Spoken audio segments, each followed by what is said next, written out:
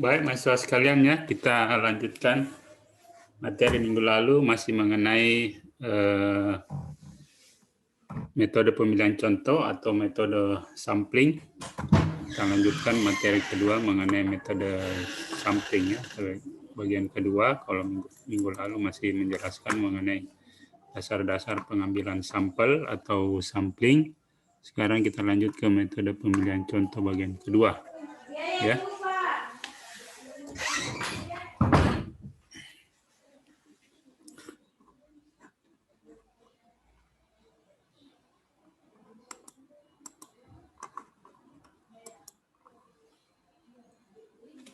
Oke ya, kita lanjutkan. Minggu lalu kita sudah jelaskan mengenai sampling sistematik atau sistematika sampling atau sistematik sampling ya. Jadi kalau minggu lalu saya sudah jelaskan bahwa sistematik sampling itu adalah salah satu metode sampling yang menggunakan interval atau jarak antar sampel yang teratur atau mempunyai pola ya, pola yang teratur, pola yang seragam, sistematik. Nah, gunanya itu agar sampling atau sampel yang terpilih itu mempunyai penyebaran yang merata di dalam populasi. Ya, itu kelebihan dari sampling sistematik ini. Nah, jadi langkah-langkah untuk melakukan sampling sistematik ini, ya prosedurnya pertama kita melakukan identifikasi ya, identifikasi ukuran populasi. Ya, jadi kita harus tahu dulu berapa ukuran populasinya, batas-batas populasi tentunya ya. Misalnya kita melakukan sampling di hutan pendidikan, tentunya batas-batas hutan pendidikan ya harus kita ketahui ya, jelas. Misalnya kita sudah ada peta ya, misalnya ada peta hutan pendidikan, menjelaskan batas-batas, kemudian misalnya objeknya kita misalnya desa, suatu desa ya, tentunya batas-batas desa harus jelas ya, supaya kita bisa tahu batas-batas dari populasi tersebut. Misalnya populasi yang tinggal di suatu desa, tentunya kita harus tahu di mana lokasi wilayah desa tersebut dan batas-batas dari desa sehingga populasi yang ada di dalamnya itu sudah jelas ya. Kemudian penentuan intensitas sampling yang akan digunakan, kita harus tentukan berapa persen intensitas sampling, apakah 5%, 10%, 20% ya. Nah, ini sangat tergantung kepada ya seperti yang saya jelaskan minggu lalu, bagaimana kondisi populasi, apa heterogen atau homogen, kemudian bagaimana biaya yang dibutuhkan, tingkat ketelitian dan juga kepraktisan ya. Ya, jadi intensitas sampling ini sangat dinamis ya, jadi sangat tergantung kepada kondisi ya, situasi dan kondisi yang ada di lokasi, biaya, kepraktisan, tingkat keterwakilan ya. Nah, kemudian perhitungan jarak antara dua unit contoh yang berdekatan itu nilainya diperoleh dari N besar per N kecil. N besar ini adalah jumlah anggota populasi, kemudian N kecil ini adalah sampel ya, jumlah sampel. Dan ini adalah kebalikan dari intensitas sampling. Kemudian nilai K ini juga menyatakan jumlah anggota populasi yang diwakili oleh setiap satuan contoh. Kemudian pemilihan contoh yang pertama dapat dilakukan secara acak ya, tapi dapat pula secara purposif. Ya, sampling sistematik yang contoh pertamanya dipilih secara disebut systematic sampling with random start atau pengambilan sampel sistematik dengan awalan start secara acak. Kemudian ada juga secara purposif. Ya, jadi pemilihan sampel ya, penentuan sampel itu secara purposif, penentuan awal ya. Jadi disebut juga dengan systematic sampling with purposive start ya. Jadi penerapan sampling sistematik ini ya sangat banyak ya, terbuka, baik penelitian misalnya penelitian di kawasan hutan ya.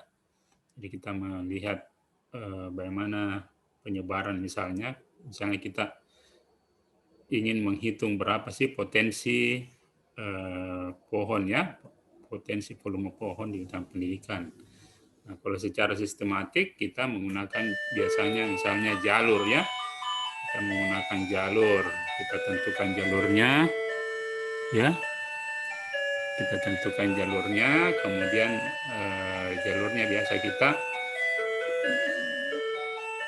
ya biasanya jalurnya itu kita tentukan utara selatan ya, utara selatan. Kemudian kita tentukan lebar jalur, kemudian jarak antar jalur. Nah, itu sangat tergantung kepada intensitas sampling ya, di berapa persen dari misalnya tutupan luas areal ya. Misalnya luas arealnya, misalnya hutan pendidikan ya. Hutan pendidikan kan itu luasnya sekitar 1.400 hektar. Jadi kalau luas sampling yang kita inginkan misalnya 10%, ya jadi kita mengambil 140 hektar sebagai sampel ya. Nah, untuk kalau secara sistematik ya kita buat jalur ya. Kita buat jalur, kita bagi, jadi kita ambil dulu petanya, kemudian kita bagi dia ke dalam jalur-jalur, kemudian lebar jalur biasanya 20 meter, nah, kemudian kita buat jalur dengan lebar 20 meter, nah total luas jalur itu itulah 140 hektar ya. Nah, jadi itu 140 hektar mewakili 10% dari populasi, itulah sampel ya, karena kita tadi sudah tentukan misalnya intensitas sampling 10% ya.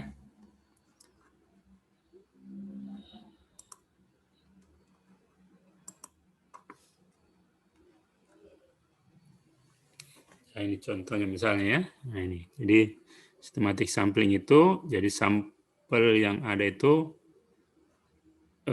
rata ya, artinya menyebar secara merata dan jarak antar sampel itu sama semua ya.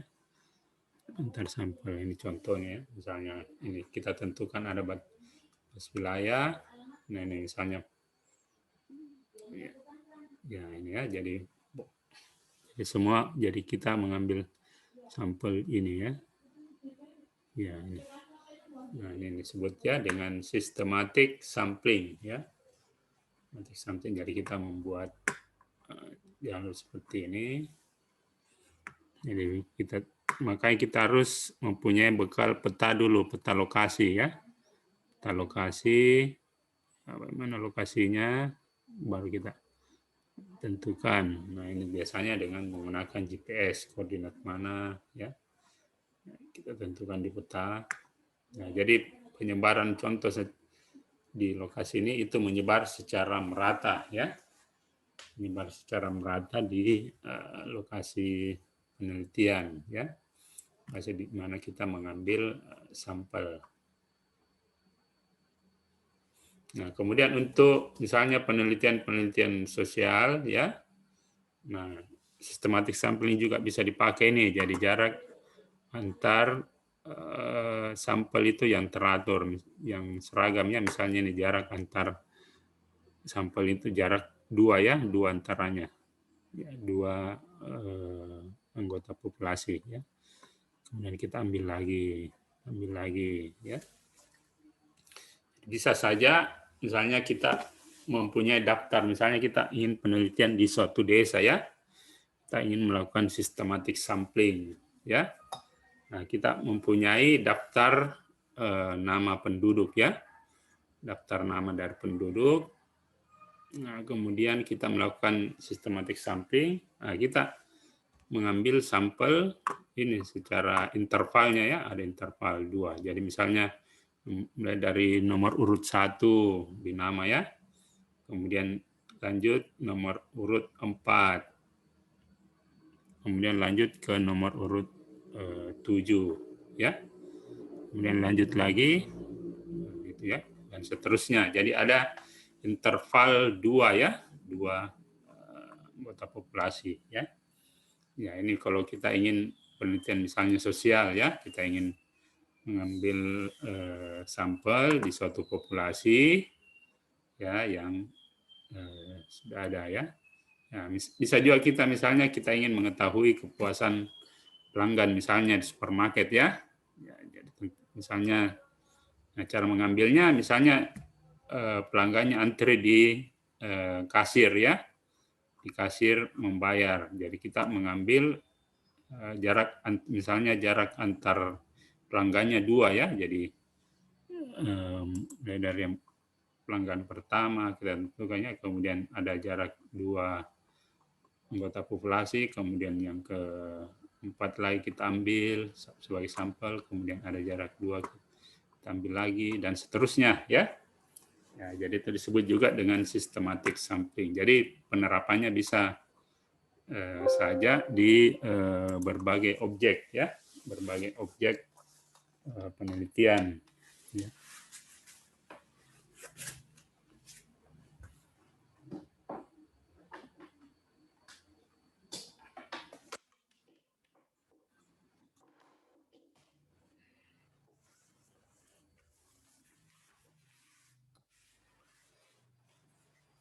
Ya, jadi itulah disebut dengan systematic sampling ya, systematic sampling.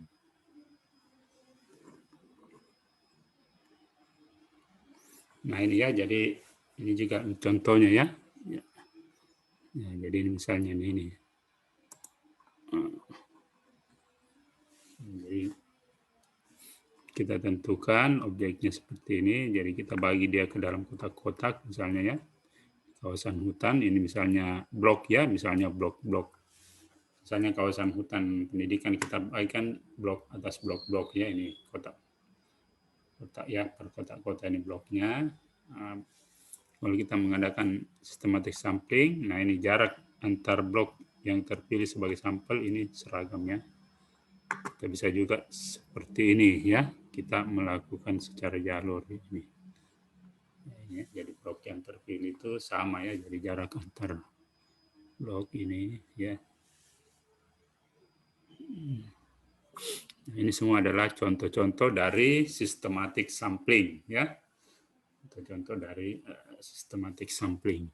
Yang mana kita dalam meletakkan sampel atau contoh di dalam suatu lokasi ya, lokasi.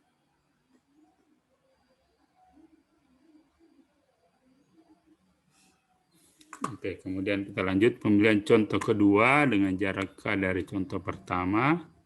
Kemudian pemilihan ketiga dengan jarak K dari contoh kedua, ini jarak antar contoh ya. Ini seterusnya sehingga pemilihan contoh ke N atau contoh terakhir itu berjarak K dari contoh ke N kurang 1 ya. Artinya jarak atau interval antar contoh itu sama ya, seragam. Ini yang membedakan dia dengan metode acak ya.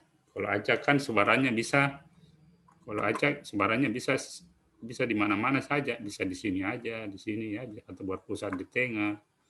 Jarak antar contoh atau sampel tidak seragam atau tidak teratur. Ya, sehingga kadang juga tidak mewakili kondisi dari populasi tersebut. Karena misalnya ada bagian-bagian yang tidak diambil sebagai sampel gitu ya. Itulah kekurangan kalau sampling secara acak. Nah, kalau sistematik dia mewakili seluruh lokasi anggota populasi, artinya penyebaran sampel itu merata di seluruh anggota populasi ini ya.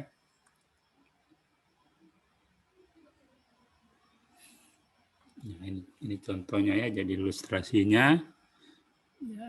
Ya, misalnya objeknya berada, misalnya objek dalam populasi dibayangkan berada pada suatu barisan ya.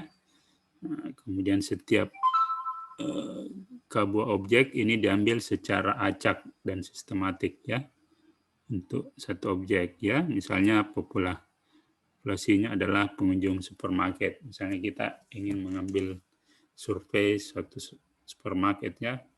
Jadi kita ingin mengetahui misalnya bagaimana tingkat kepuasan pengunjung suatu supermarket. Nah, populasinya itu adalah semua pengunjung ya. Dari semua pengunjung ini kita akan memilih ya sampel yang akan mewakili dari seluruh dari pengunjung supermarket ini. Ya, jadi jelas tidak ada dasar kita ya memuat semua pengunjung supermarket tersebut sehingga kita misalnya memutuskan untuk mengambil 1 dari 5 orang yang masuk ya. Ya, dilakukan pengecekan dulu apakah orang yang ke 1, 2, 3, 4, 5 yang terambil, misalnya orang keempat yang terpilih. Ya, jadi selanjutnya akan terpilih adalah orang yang ke-9, ke-14, 19, ya 24 ya. Karena tadi kita tentukan jarak atau interval antar sampel itu 5 ya. Ya, 5. Karena kita tentukan terpilih 1 dari 5 orang ya yang masuk. Jadi intervalnya 5. Jadi orang yang mulai dari orang keempat, yang ke-9, orang ke-14, orang ke-19, orang ke-24 dan seterusnya ya. Seterusnya yang akan terpilih sebagai contoh ya. Nah, ini jadi penerapan sistematik sampling ini sangat banyak juga ya. Masuk pengunjung supermarket kalau kita ingin mengetahui misalnya bagaimana tingkat kepuasan konsumen ya atau tingkat kepuasan pengunjung supermarket ya kita melakukan metode seperti ini ya. Nah, tentunya tidak semua juga pengunjung itu yang bisa terpilih ya karena kita akan melakukan sampel ini jadi ada efisiensi. Nah, kita melakukan secara sistematik seperti ini ya jadi dengan kita tentukan yang terpilih itu 1 dari 5 orang ya 1 dari 5 orang. 1 dari 5 orang artinya tingkat intensitas sampling ini adalah berapa persen. Ada yang tahu berapa persen? Kalau kita ingin mengambil 1 orang dari 5%. Ya. Ya, berapa? Ada yang tahu? Kalau kita ingin mengambil 1 dari 5 orang, intensitas sampling berapa? Saya sudah jelaskan rumusnya ya, minggu lalu ya. Tadi juga kita kembali di sini ya, intensitas sampling.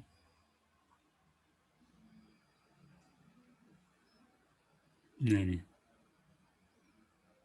kembalikan dari intensitas sampling. Ya, jadi kalau kita ingin mengambil 1 dari 5 orang, artinya intensitas samplingnya ya 1 dari 5 orang itu artinya berapa persen? Artinya 20% ya. 20%. Ya, karena kalau 5 orang, misalnya populasinya 5 orang, ya terpilihnya 1, jadi 1 ini dari 5 kan, 1/5 kan 20% ya. Jadi intensitas sampling adalah 20%. Kita tentukannya 20% yang terpilih. Nah, jadi dari 1, dari 5 orang akan terpilih 1 ya. Sama dengan 20%. Itulah intensitas sampling ya. Oke, kemudian selanjutnya sampling berlapis atau disebut juga dengan stratified sampling. Nah, ini saya lanjut yang minggu lalu, jadi stratified sampling atau sampling berlapis, di mana kita melakukan dulu pembagian populasi ke dalam subpopulasi ya. Ini ada populasinya. Populasinya kita bagi dulu dia ke dalam subpopulasi ya, subpopulasi dan seterusnya ya. Subpopulasi ini adalah mempunyai ciri atau karakteristik yang sama ya. Jadi dia mempunyai ciri karakteristik yang sama pada semua anggota subpopulasi ini ya. Ya. Kemudian dari itu barulah kita pilih beberapa sebagai sampel, sebagai contoh ya. Contohnya ini ya. Nah, misalnya kalau hutan ya, kondisi hutan kita Misalnya hutan pendidikan, kita bagi dia ke dalam subpopulasi, misalnya hutan pinus, hutan akasia, hutan eukaliptus, ya.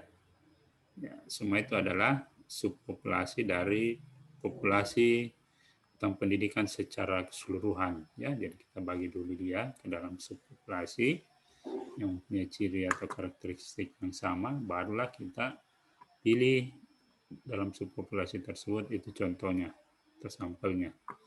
Ya, bisa kita pilih secara sistematik, bisa kita pilih secara acak, bisa juga secara purposif, ya. Nah, jadi metode ini makanya disebut juga dengan sampling berlapis atau stratifikasi. Jadi kita strata dulu, stratakan dulu populasi secara keseluruhan ke dalam subpopulasi yang mempunyai ciri yang sama, ya, atau yang mempunyai karakteristik yang sama, ya. Nah, kemudian prosedur pelaksanaan sampling stratifikasi. Sini kita pembagian atau pengelompokan populasi ke dalam beberapa subpopulasi sesuai dengan kondisi populasinya, ya. Jadi harus jelas batasnya. Kemudian penentuan jumlah satuan contoh atau jumlah sampel yang akan diambil, ya. Itu berdasarkan tingkat ketelitian dan juga alokasi waktu dan biaya, ya. Jadi pengalokasian jumlah contoh ke dalam masing-masing stratum, ya, atau lapisnya tadi, atau strata. Nah, ini ada beberapa pengalokasian, beberapa cara pengalokasian jumlah contoh, ya, ke dalam strata ini atau lapisan ini. Yang pertama kita alokasikan sama rata, ya. Maksudnya di sini jumlah contoh atau jumlah sampel itu sama pada semua strata atau pada semua subpopulasi, ya. Itu yang disebut juga dengan alokasi sama rata, ya. Jadi kita membagi jumlah contoh atau jumlah sampel pada masing-masing strata itu sama semua, ya. Misalnya 10, jadi masing-masing strata 10 semua, ya, 10 sampel atau 10 contoh yang akan terpilih atau yang kita akan ambil, ya. Ya, ini ada rumusnya, ya. N kecil per L besar, jumlah sampel per jumlah strata atau subpopulasi yang ada, ya. Ya. Jumlah sampel atau N sama dengan jumlah N sampel pada strata sama dengan jumlah sampel dibagi dengan jumlah strata. Misalnya total 100 sampel yang akan kita ambil. Nah, kemudian ada 5 strata, ya. Nah, jadi 100 bagi 5 itu sama dengan 20, ya. Jadi tiap strata ada 20 contoh, ya. Atau 20 sampel yang akan terpilih. Jadi sama semua jumlah sampel atau jumlah contoh pada masing-masing strata. Itu yang disebut dengan alokasi sama rata, ya, alokasi sama rata.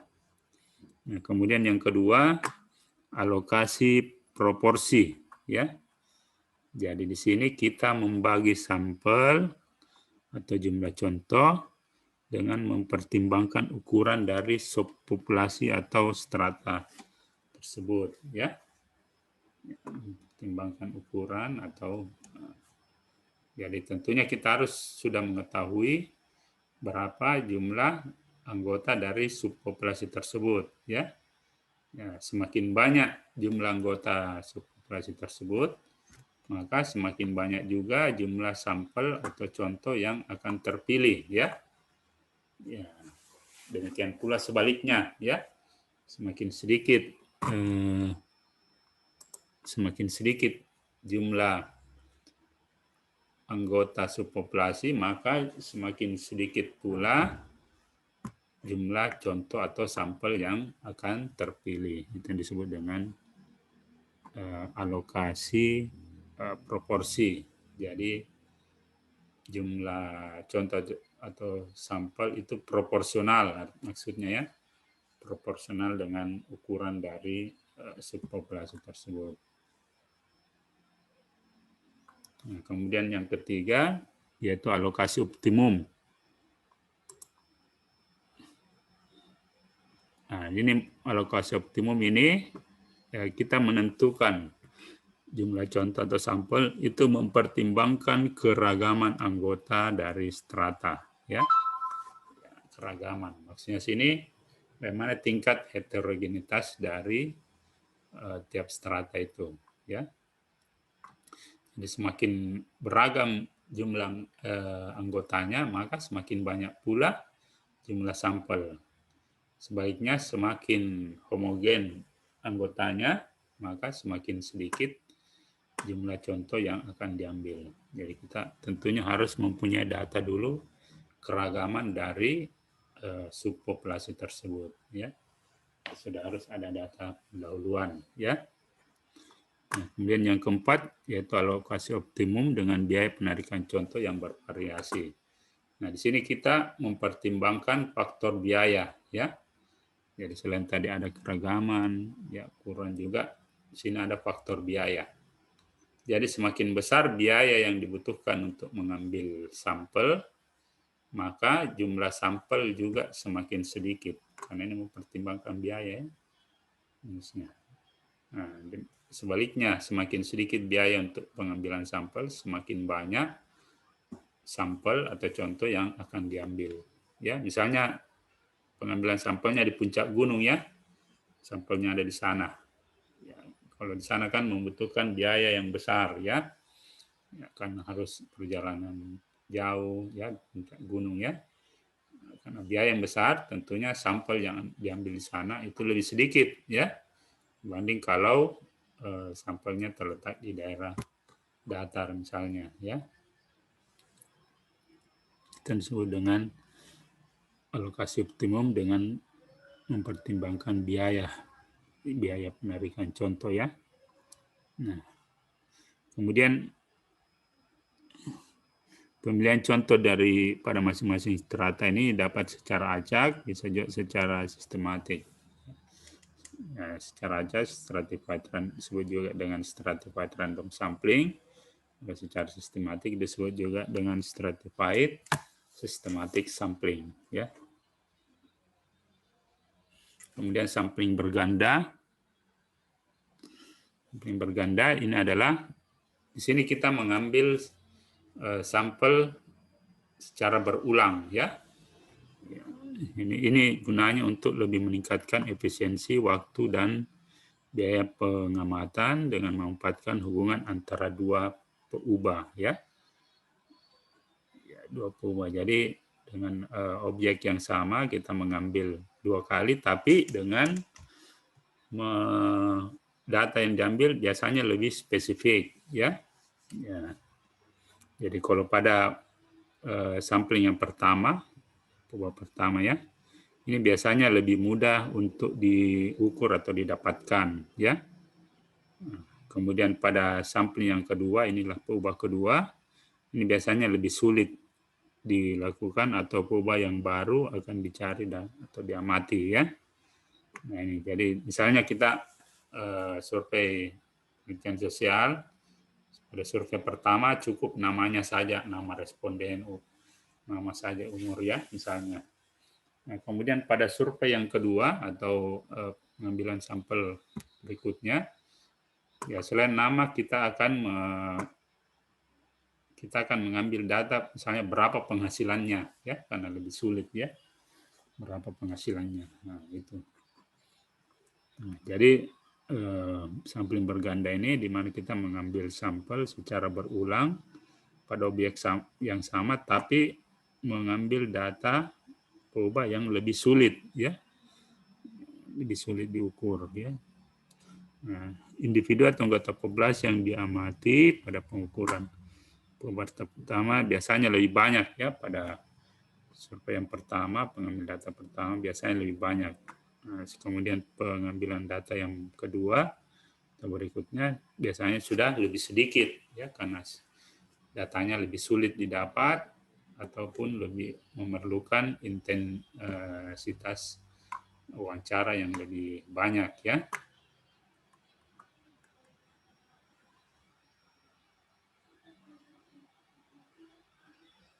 Ya, ini jadi ini gambar dari double sampling atau sampling berganda. Ada sampel dan ada sampel lagi. Jadi kita mengambil lagi sampel yang sama tapi dengan data yang lebih, biasanya data yang lebih mendalam, ya, atau data yang lebih sulit untuk diukur atau diamati, ya. Yang mengapa kita melakukan double sampling. Dan nanti kita akan mendapatkan model atau hubungan antara peubah pertama dan peubah kedua, ya. Ya. Jadi dengan double sampling kita bisa mengetahui hubungan atau relasi antara peubah pertama dan peubah kedua. Misalnya peubah pertama tadi umur saja, kemudian peubah kedua tadi penghasilan. Nah, sehingga kita bisa mendapatkan model atau relasi hubungan antara umur dan penghasilan, ya. Ya, jadi misalnya ini ya contoh pendapatan penduduk di suatu wilayah. Ya, tahap pertama dipilih dan interview misalnya sejumlah orang N, ya, untuk mengetahui mata pencarian. Kemudian tahap kedua kita pilih M, ya, untuk mengetahui pendapatan, ya. Ya, jadi hubungan antara peubah pertama dan kedua yaitu mata pencarian dan pendapatan ini akan dipakai untuk menaksir pendapatan semua penduduk yang tidak kita amati atau dalam populasi tersebut, ya. Ini kegunaannya double sampling.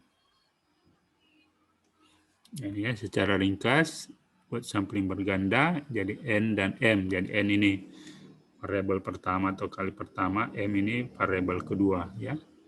Hingga kita akan mendapatkan rumus penaksiran untuk populasi, ya. Untuk membuat contoh ini dapatkan model matematisnya seperti ini. Jadi kita akan mendapatkan model hubungan antara ini mata pencarian dengan pendapatan, ya. Nah, ini gambarnya, ya.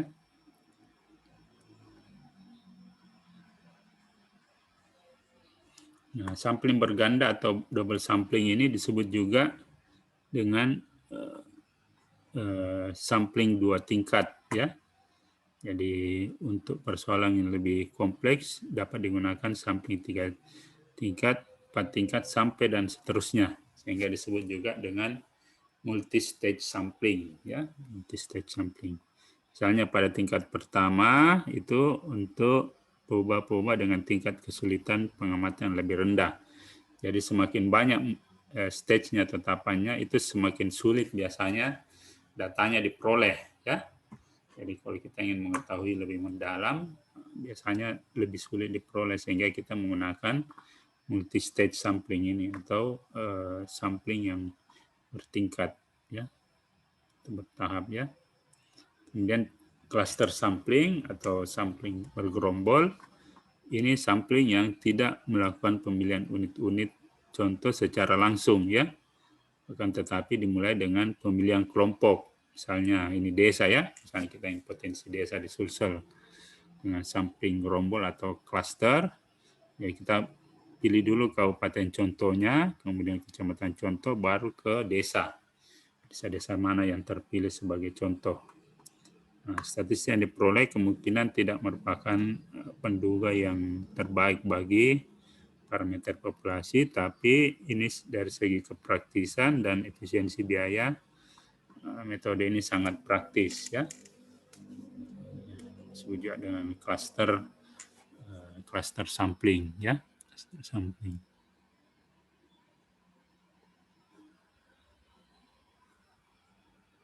Jadi ini, ya, jadi ini gambar